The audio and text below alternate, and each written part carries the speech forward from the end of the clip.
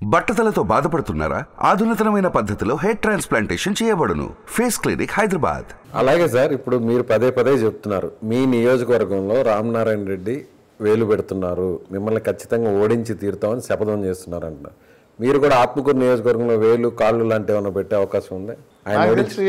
ఆయన already decide చేసుకున్నాడు ఓడిపోతానని. Decide చేసుకొనే పక్క చూపులు చూశాడు.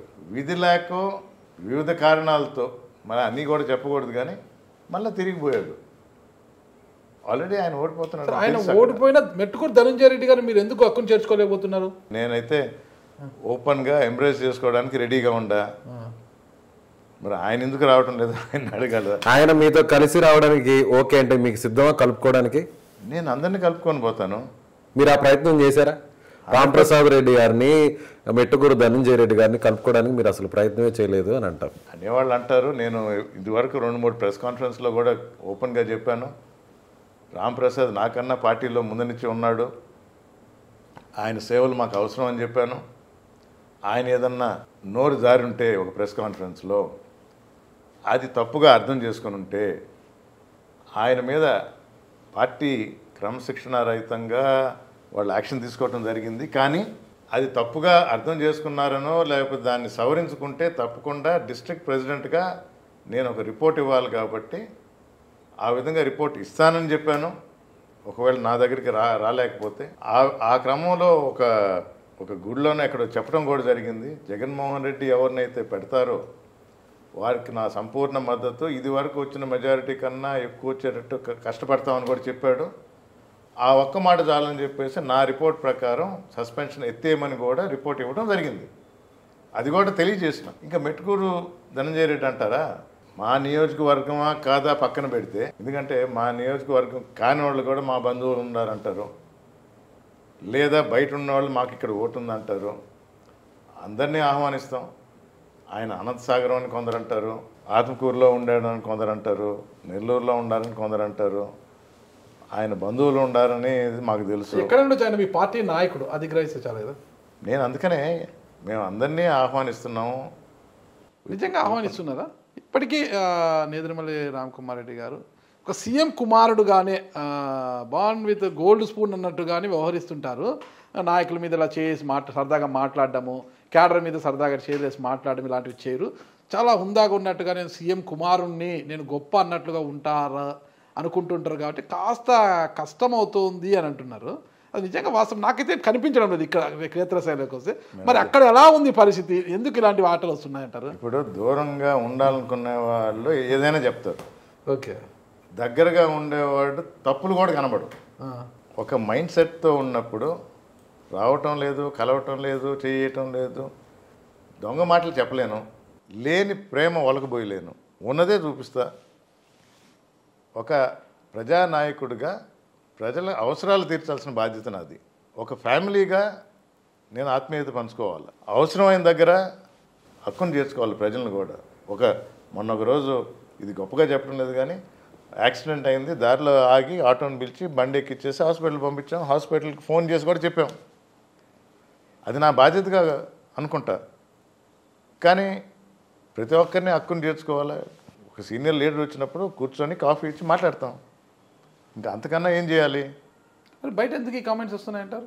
బయట ఎందుకు వస్తున్నాయనంటే, ఒకటి వారికి కనబడేది మా తండ్రి గారు ముఖ్యమంత్రి అని వారికి తెలిసింది. అది నేను ఎప్పుడూ గర్వంగా చెప్తుంటా, మా ఫాదర్ స్కూల్ టీచర్ అని.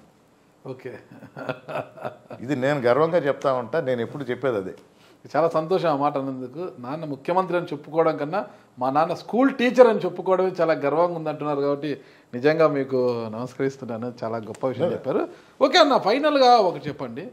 మీరు గెలిచి ఎమ్మెల్యేగా, వెంకటగిరి ఎమ్మెల్యేగా మీరు గెలిచి మీ పార్టీ అధికారంలోకి రాకపోయి టీడీపీ అధికారంలోకి వస్తే, ఇప్పుడు మీరు ఏదైతే ప్రజలకు చేసిన అంటే ఈ అభివృద్ధి చేసి తీరుతాను, ఖచ్చితంగా ప్రజల రుణం తీర్చుకోవడానికి నేను ఉంటాను అంటున్నారు.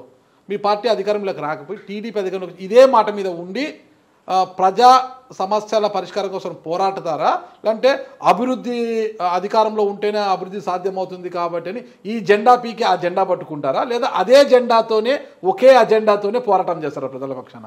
100% ప్రజల మధ్యలో ఉండాలనే గట్టిగా వచ్చాను. ఓకే, వేరే దారి ఏది ఎంచుకోవాలి. మళ్ళా ఒక రకంగా చెప్పాలంటే మీదే అసందర్భ ప్రశ్న అంటారా, ఇందాకే చెప్పిన పార్టీ వచ్చి మేము ఓడిపోతాను, పార్టీ గెలుస్తుంది, జగన్మోహన్ రెడ్డి గారు ముఖ్యమంత్రి అవుతారు, నేను వెంకటగిరి ఎమ్మెల్యే అవుతా, ఈడించి మేలించాలంటారు కదా, అవన్నీ అయిపోయినాయి. అంతేనా? వాటి తేలిపోయారా? అవన్నీ అయిపోయినాయి. అందుకని అంటే నేను చెప్పేది అదే, మేము తెలుగుదేశం ప్రభుత్వం ఫామ్ చేస్తుందని మేము కాదు, వాళ్ళు అనుకోవటంలా.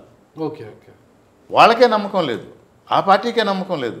నేను అదే చెప్పేది, వాళ్ళకి నమ్మకం లేకే మనకు బలం చాలదని జనసేన కలుపుకున్నారు.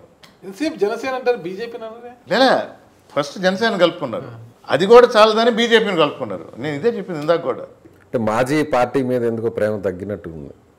బీజేపీలో గతంలో పనిచేశారు. నేను ఒకరి బలం చాలు అనుకొని రంగంలో ఒకరిని కలుపుకున్నారు, చాలదని తేలిన తర్వాత ఇంకోని కూడా కలుపుకున్నారు. మళ్ళా మన లెక్క తప్పు అని కూడా వాళ్ళు నిర్ధారణకు వచ్చారు. మన లెక్క తప్పు, ముగ్గురు కలిసినా కూడా జగన్మోహన్ రెడ్డిని మోటుకోలేము, వైఎస్ఆర్ ప్రభుత్వమే రేపు రాబోయేదని వాళ్ళే ఫైనల్గా ఈ ఫుట్బాల్ గేమ్లో గోల్ అయితే కొడతామంటారు మీరు. ఇప్పుడు కొంచెం కావాలంటే మార్చి క్రికెట్లో అవుట్ ఫర్ జీరో అనే చెప్పొచ్చు, అపోజిషన్ అవుట్ ఫర్ జీరో. ఎందుకంటే మా నినాదమే వై నాట్ 175. మరి మాకు 175 వస్తే అపోజిషన్ ఏమొచ్చినట్టు వస్తుందిలేండి. చంద్రబాబు నాయుడు, అచ్చెన్నాయుడు, బాలకృష్ణ ఇలాంటి కొంతమంది ఉన్నారులేండి గెలిచేవాళ్ళు, పక్కా గెలిచేవాళ్ళు. చూడండి మీరు ఆ మాట మీద ఉండండి. హిందూపురంలో మీరు గెలవడం కష్టం. జూన్ 4న మీరే చూస్తారు. అలాగే రామ్ కుమార్ రెడ్డి గారు, ఇప్పుడు యుద్ధం లోకల్కి నాన్ లోకల్కి మధ్య నడుస్తుంది అంటున్నారు. మీరు నాన్ లోకల్, అక్కడున్న కురుగొండ్ల కుమార్తె లోకల్ అంటున్నారు. దానికి మీ సమాధానం? అది నాకు తెలిసి ఎవరు అనలా, మళ్ళీ మీరే సృష్టించారు దాన్ని. అస్త్రాన్ని తీసి బయట పెట్టడానికి మీ ప్రత్యర్థులు రెడీగా ఉన్నారు. మీరు చెప్పినటువంటి ఆ కూటమి కూడా ఆ అస్త్రాన్ని బయట పెట్టడానికి సిద్ధంగా ఉంది అంటున్నారు. మరి అది దానికి జవాబు నేను అప్పుడు చెప్పాలి కదా, ఇప్పుడే చెప్పేస్తే అది బయట పెట్టరు కదా వాళ్ళు. దానికి జవాబు నేను ఇప్పుడే చెప్తే దాని జవాబు కూడా రెడీగా ఉంది నా దగ్గర. కానీ నేను ముందరే బయట పెట్టానంటే వాళ్ళు ఇంకా బయట అస్త్రం బయట పెట్టరు కదా. వాళ్ళు బయట పెట్టాలా, వాళ్ళ డొల్లతనం ప్రజలకి తెలియాలి, లోకల్ ఏంటి నాన్ లోకల్ ఏంటి అనేది తెలియాలి ప్రజలకు కూడా. సో ఫైనల్ గా వెంకటగిరి నియోజకవర్గ ప్రజలకు మీ వైపు నుంచి ఏం చెప్పబోతున్నారు? ఈ ఇల్లు కానీ వెంకటగిరిలో ఉన్న ఇల్లు కానీ కట్టి 30 సంవత్సరాలు అయింది. కొత్త టెక్నాలజీ వచ్చినాయి, కొత్త ఇవి వచ్చినాయి. నేను పెయింట్ ఏమైనా చేశానేమో కానీ అక్కడ కూడా కొన్ని అడిషన్స్ చేసిన.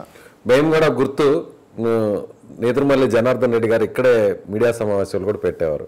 అందులో అప్పట్లో నేను కూడా అటెండ్ అయినట్టుగా బాగా గుర్తుంది నాకు. ఇక్కడికి వచ్చాక గుర్తొచ్చింది. ఎందుకు మార్చలేదని చాలామంది అడిగారు. కొంచెం మోడర్న్గా కట్టొచ్చు కదా అని. డబ్బులు లేక కాదు, నమ్మకం, నిబద్ధత, నిస్వార్థంగా పనిచేసేది నేదురుమల్లి కుటుంబం. దానికి పునాదులు చాలా గట్టిగా ఉంటాయి. అందుకని దీన్ని ఎవరు షేక్ చేయలేరు. దానికి నిదర్శనమే ఈ ఇల్లు, ఇది కానీ వెంకటగిరిలో కానీ. అది చూపించడానికనే దీన్ని ఇట్టే మెయింటైన్ చేసిన. సో నేదురుమల్లి కుటుంబం అని అంటే దానికి ఒక పేరు ఉంది, ఒక బ్రాండ్ నేమ్ ఉంది, దానికి ఒక ఇమేజ్ ఉంది, దాని పట్ల ప్రజలకు ఒక అవగాహన ఉంది. నేను ఫస్ట్ మీరు అడిగిన ప్రశ్న అదే. ఆయన అంత ఎత్తు ఎదగాలని కాదు, ఆయనకి ఎలాంటి చెడ్డ పేరు, నా తల్లిదండ్రులు చేసిన దానికి ఎలాంటి చెడ్డ పేరు తీసుకొని రాకుండా ప్రజాసేవలో ఉంటాను అన్న. అందుకని ఆ నిబద్ధత తెలిసిన వాళ్ళు ఆ తరం వాళ్ళు ఉండరు, ఈ తరం వాళ్ళు తెలుసుకుంటారు రేపు నేను చేసే సేవలను చూసి. చెట్టు పేరు చెప్పి కాయలు అమ్మరంటారు. చెప్పాను కదా, చెట్టు పేరు చెప్తే తలుపు ఓపెన్ అవుద్ది. లోపలికి వచ్చిన తర్వాత మన కష్టం అదే. అధినేత గారు మమ్మల్ని గుర్తించే నాకు ఈ పదవులు ఇచ్చారు, ఇలా ప్రోత్సహించి ముందుకు నడిపిస్తున్నారు. సుమన్ టీవీలో మీ పర్సనల్ అండ్ బిజినెస్ ప్రమోషన్స్ కోసం కింది నెంబర్కి కాంటాక్ట్ చేయండి.